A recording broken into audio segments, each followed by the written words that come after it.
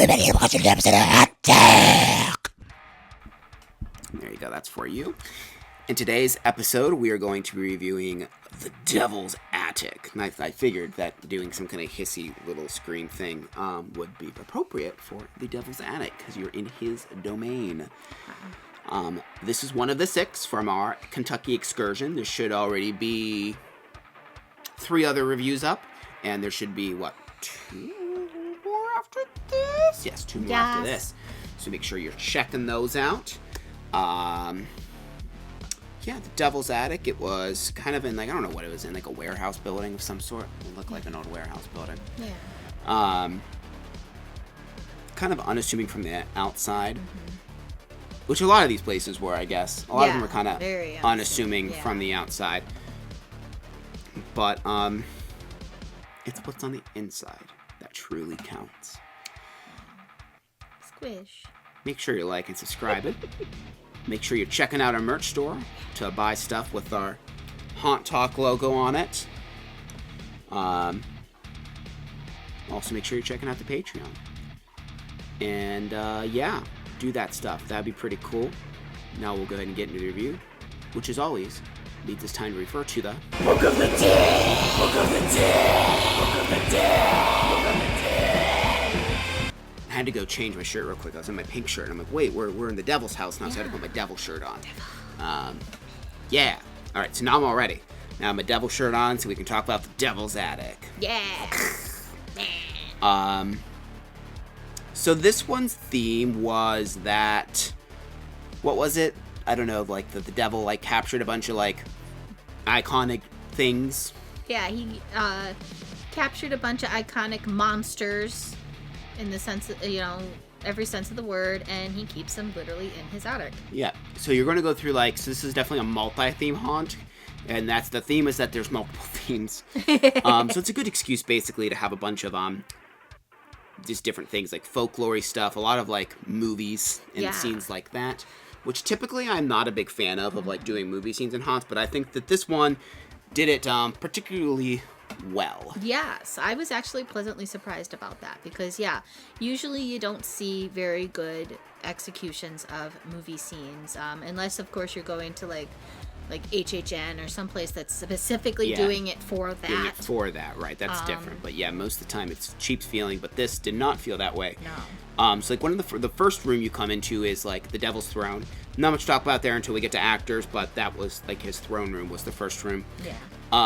And then there's, this cool, stick tunnel thing that kind of looked like, I don't know, something witchy you would find in the woods. Yeah. There's, a pumpkin monsters and stuff like that in there. Oh, yeah, and then it led into, a laser swamp. The walls were, all hay and stuff in there. Yeah, that was really cool. And then you kind of jump around and you get into, there's, a lab theme with a few different things happening in the lab.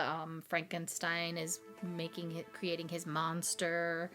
You see Frankenstein. You see a few other little odd things like that. There's a really cool, was it a skull? It was a ram head type of puppet thing. I've seen this one other places, Yeah, it was one of those huge puppets. Yeah, and it just comes out at you. There was a really cool Egyptians theme. I always like when people do like a full-blown Egyptian kind of mummy kind of stuff like that. Yeah, that was a pretty cool theme. It was you're in a temple with hieroglyphs and stuff like that on the wall. There was, what is that? Quending. I don't know what that was supposed to say, but there was a. I know what it means. It's the Wendigo. Oh, okay, yeah, this place did have the Wendigo prop too. A couple of places did. Yeah. There's this cool Wendigo prop you've seen. He kind of floats about and has a lantern in his hand. Mm-hmm. But yeah, they had that, and this was in a theme. I think it was supposed to be the streets of London, plagues. There's a guy. Yeah, someone had a plague mask on. So yeah, that's what that was supposed to be. And then it went into a coffin room.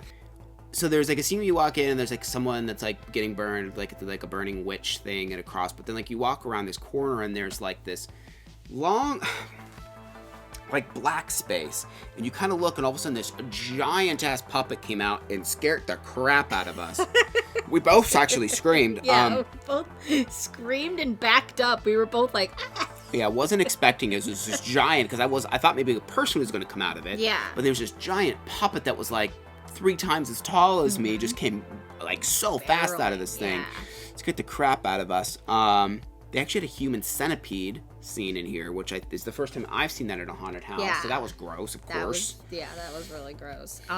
They also had Evil Dead. Yep. Which it took me a minute to figure out what it was, because I'm like looking and I'm like, what's going on? And actually, thanks for the actor, because he was saying some lines from it, and I'm like, oh. Well, because there was also like a trap door, and eventually it like opened, and I think it was just an animatronic, because she like walked up a little bit because there was like a hand that was coming out of the trap door. Yeah. They had an exorcist scene, which is of course the scene in the bedroom. There's the like a vampire scene, I think. Yeah. There was Hellraiser. Oh yeah, Hellraiser is really cool. Yeah. And then there was and then it ended with like a Texas Chainsaw Massacre area, which even had like the facade of like the Texas Chainsaw Massacre house. I don't know if it was Texas Chainsaw Massacre. It was like a cabin though facade. Yeah, it was their house. Yeah, it was the front of the house and stuff like that. But yeah, I mean the place just overall was really beautifully lit, just really detailed out. Mm-hmm. This was definitely, out of all the ones we went to, the most beautiful as far as sets and props go. Yeah. It was just really decked out and how elaborate and pretty it was. Yeah. So we gave sets and props a 9.5. It was just really, really cool looking. Right.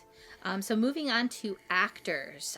This one had a lot. Yeah, pretty much all of them in Kentucky did. Yeah, they had a ton here, and now they don't touch it this one, but they sure made up for that in just energy and being everywhere. Yeah. Just bombarding you constantly. Yeah, and they did get really, really close. Like, yeah. There was a Q line actor that he was dressed kind of like a scarecrow, zombie-ish kind of thing. Oh, yeah, he like legitimately was putting his nose in your mouth. He put his face so close to me, I could feel his breath under the mask. Like, I feel that warmth, and it was just like, hi. Yeah. So, like we mentioned before, there was a really cool throne room at the beginning of the haunt, and you basically get to meet Satan! Yeah. His get-up was so freaking cool. It was like a full body costume, but I mean, like, it was on him perfectly, because sometimes, like, it's loose and you can see underneath, but I mean, he looked like Satan. What you would imagine, What you would think Satan looked like. He was cool looking. He had a lot of cool dialogue, There's a lot of dialogue throughout the haunt, but, he was like the introductory person, and he was just really cool. And then he even gets you, because, again, this place is designed very smart, where actors can get you multiple times, because since he's, like, the person that opens the scene up, he doesn't really do a jump scare to begin with. But then, like, in the next scene, he, like, came flying, I don't even know where, he came flying out of somewhere and scared the crap out of us. But, yeah, I mean, they just... Because I remember there was one section on there's just 4 actors just constantly just everywhere, just attacking us left and right. Because again, like we've talked about in the other reviews, they space the groups out a lot. Mm-hmm. Like we're talking 3 to 5 minutes between every group. So like we never caught up to anybody in most of these haunts. Like the actors, they have one focus when you're in there, and it's you. Like it's you. It is definitely. Like we said, like everybody had like a story in each of the rooms that you went into. So there was like a theme in each one. So they weren't just screaming at you. They were like saying things. Like the devil, he told us a whole thing about like what this place was, what he did. These are monsters that I've collected. Very theatrical, very theatrical. When we went into like the Egyptian room, the girl was saying an incantation to bring a mummy back to life. Oh, that's tough to see. I have a real bad time focusing on like that kind of like story stuff in these haunts. See, I like that. I love when like they actually do that stuff. I think that's why like I really love like Wells Township and things like that, because like each room has like a little story that they tell you, and then you have a big scare, and then you go on to the next room. I feel like I focus a lot like on the set design more than anything else, and just getting scared. Mm-hmm. But they had a really cool Anubis guy, which I'm pretty sure we thought was fake, and he just bum rushed us and scared us. But he had a really cool costume. But yeah, like there was a burning witch scene. The priest was like taunting us, and he was saying that I was a witch and I was going to get burned next. And then of course there's an actual live actor, because a lot of places they feel like just to cut down. This is something else that this haunt and a lot of the other ones did, where like instead of props, there'd be an actor like the witch where she's just there. She's not really giving you a scare, but she's just part of the scene. But like when you add all these things together, the priest yelling at you and her just yelling at him, and then, you know, like this giant puppet scaring you. It's just all this like this chaos that's happening that really just gives you that anxiety and just really like makes the experience more frightening and just that much more involved. Which all of these haunts, and this one is probably the best at that, just chaotic kinetic energy. Yes. This one is probably the best at that because again they didn't touch, but it became overwhelming at multiple times just because of how many things were happening everywhere you look. There's always someone doing something.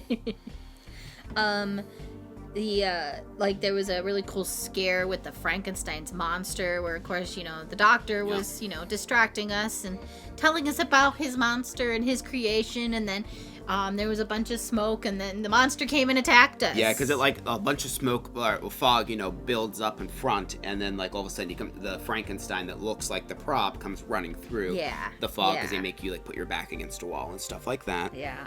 The girl in the Evil Dead. She scared the absolute shit out of me. She came out. I think it was supposed to be the sister part. If you're familiar with the Evil Dead, you know they lock the sister down in the little basement hole or whatever. She came out of like a little cubby that was like supposed to be like in the floor or whatever, and scared the crap out of him. Well, I mean, it didn't look like it was something that an actor would come out of because there was almost like a little stand.